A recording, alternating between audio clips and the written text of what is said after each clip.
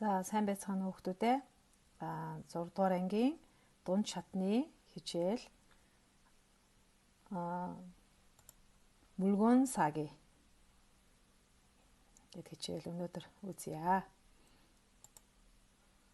За энэ хичээлийн зорилго нь эхлээд дүрм үзнэ.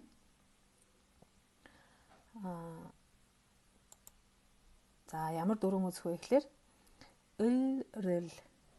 За энэ дүрмийг өмнө нь бас бид нэр үзэж ийсэн. За энэ дүрм болохоор ил гэдэг энэ дүрм маань 3 юм монголоор монгол утгатай дүүцхээр ийм дүрм байна. Эхнийх нь болохоор дэт буюу үг хуршихын дэт. Энд, тэрэнд, энэнд гэсэн утгыг илэрхийлдэг гэж өмнө нь сурж ийсэн.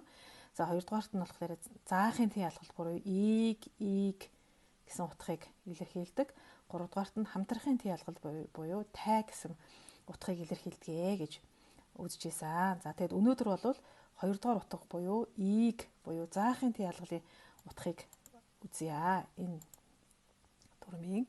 За тэгээд ил гэсэн энэ дүрм маань нэр үгийн үндсэнд залгаж өгүүлбэрт тусгахдаггүй гишүүнийг илэрхийлнэ гэж.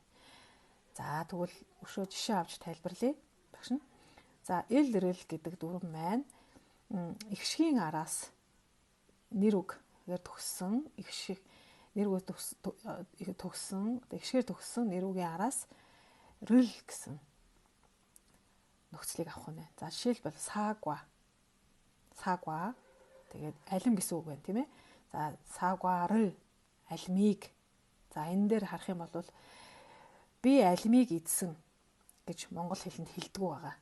Монгол хэлэнд болохоор би алим идсэн гэж хэлдэг. Нэгсэндөө алимыг гэдгээ заахын тэн ялгал нь тэг хэлбэрээр монгол хэлэнд болохоор байдаг. Харин солонгос хэлэнд болохоор алимыг идсэн гэж ийм заахын тэн ялгалын нөхцөл заавал авдаг байх нэ.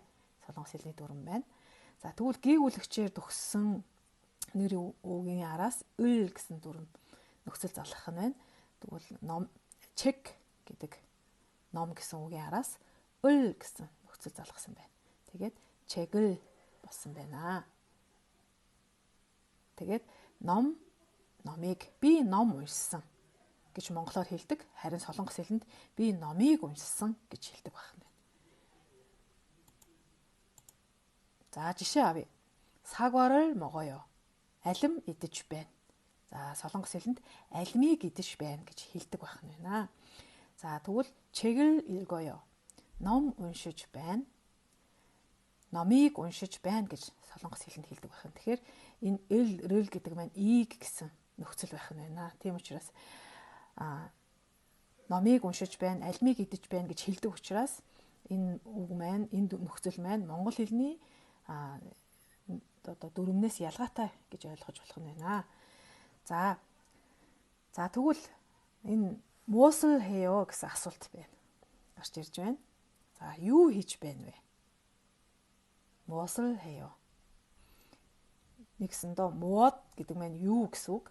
За тэгээд 을 гэд бас дүрм авчиж байна. Нөхцөл авчиж байна. 무엇을 юуг хийж байна вэ? 해요.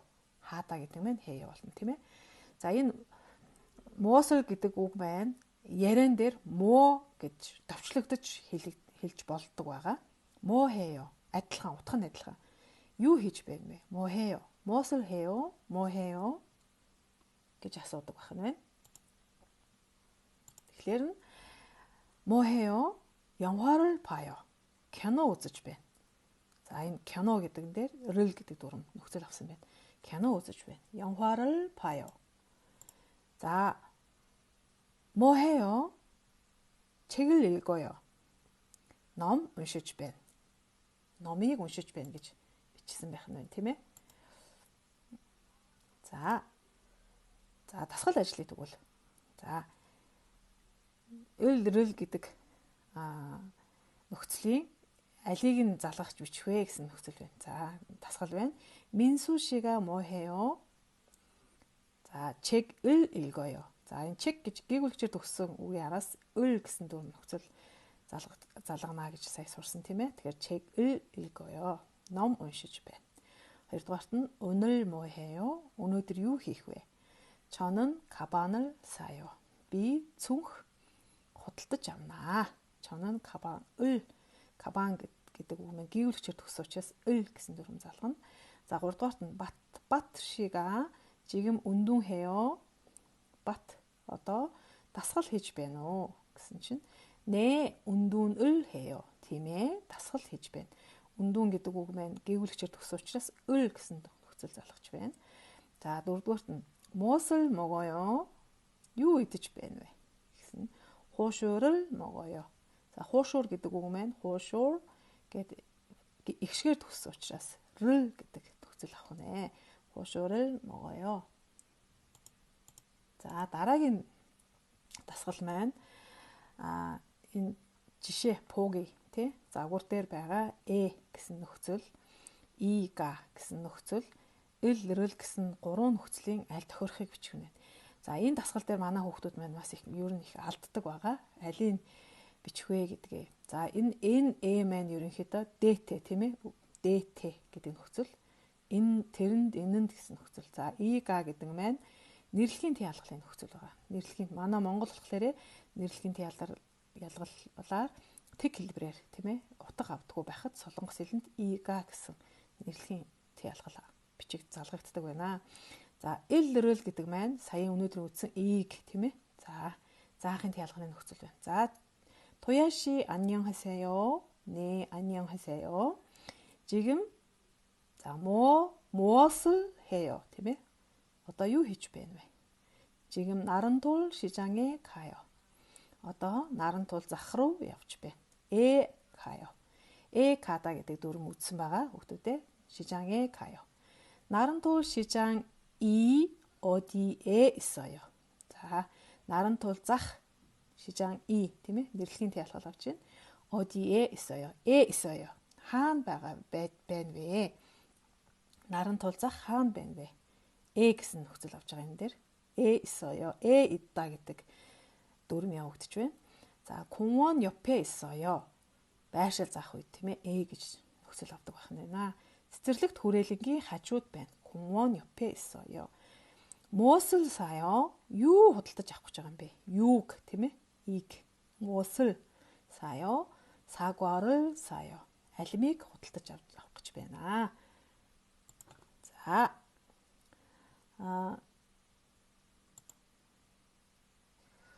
за гэрийн даалгаварт хичээлийнхаа тэмдэглэлийг хөтлөөд хичээл дээр гарсан дасгалаа гүйцээж ажиллаж бичих байгаа. Тэгээд энэ гэрийн даалгавраа хийгээд багшийнхаа хувь чат руу бас хичээлийн тэмдэглэл хөтөлсөн тэмдэглэл болоод дасгалаа хувь чат руу явуулаарай. За одоо хэдүүлээ үдсэн хичээлээ дасгалаа сонсох дасгал ажиллая. Хэдүүлээ сонсож үзье. 1. 문법. 무엇을 사요? 사과를 사요.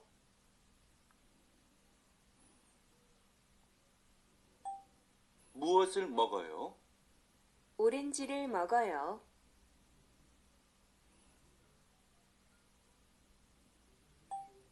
유키 씨는 무엇을 해요?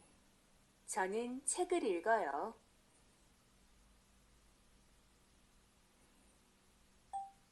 무엇을 사요?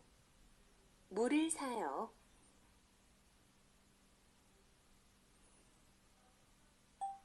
마크 씨는 우유를 사요. 저는 지금 책을 읽어요.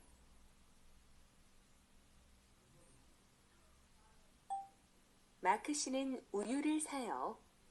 저는 지금 책을 읽어요.